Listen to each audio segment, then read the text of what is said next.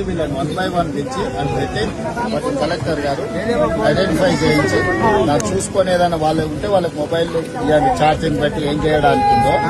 తర్వాత దీంట్లో వీళ్ళు ఎవరెవరు చెప్తారో ఈ ఫ్యామిలీస్ ను ఏ ఫ్యామిలీ వాళ్ళు ఎవరు లిస్ట్ అవుట్ చేయాలి.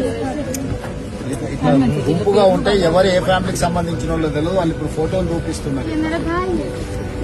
ఈ ఫ్యామిలీ వాళ్ళు ఎవరు వీళ్ళ డీటెయిల్స్ ఇట్లా సపరేట్ చేయండి. దాంతో మీకు ఎవరితో ఏం మాట్లాడాలనో తెలుస్తుంది. ఇప్పుడు మీరు ఇట్లుంటే మీరు రేపు కాంపెన్సేషన్ ఇవ్వాలన్నా రేపు మంచి చెడ్డ ఏదైనా చేయాలన్నా కూడా ఇబ్బంది అవుతుంది. మీకు ఎవరికి వాళ్ళని వీడియోలు ఫోటోలు తీసుకొని ఒక రికార్డ్ తయారు చేయండి. ఈ ఫ్యామిలీకి సంబంధించిన వాళ్ళు ఎవరు 1 2 3 4 అంటే ఇక్కడ మీతో టచ్లు ఉన్నది ఎవరు, వాళ్ళ కాంటాక్ట్ నెంబర్ ఎవరు, వాళ్ళని ఎవరినో కూడా లిస్ట్ అవుట్ చేయండి. సో ఆ పర్సన్ డీటెయిల్స్ వచ్చి ఇమ్మీడియట్ గా మీరు చేయడానికి వాళ్ళు ఇక అర్థం కాకుండా ఇట్లా ఉన్నారనుకో ప్రాబ్లం అవుతుంది. వీళ్ళందరూ కూడా షెల్టర్ హోమ్ లాగా ఉండడానికి ఏదైనా చేయండి.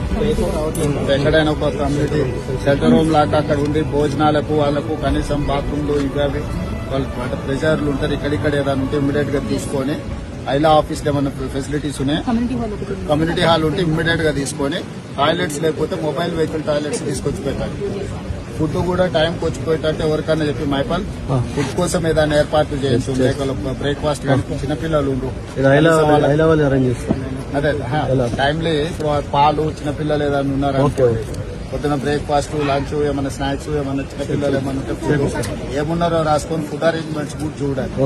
వాళ్ళు పడుకోవడానికి ఇంటి దానికి ఏమన్నా కూడా దుప్పట్లు ఇమ్మీడియట్ గా ఏర్పాటు చేయించాలి collector. 4 members from her family, sir.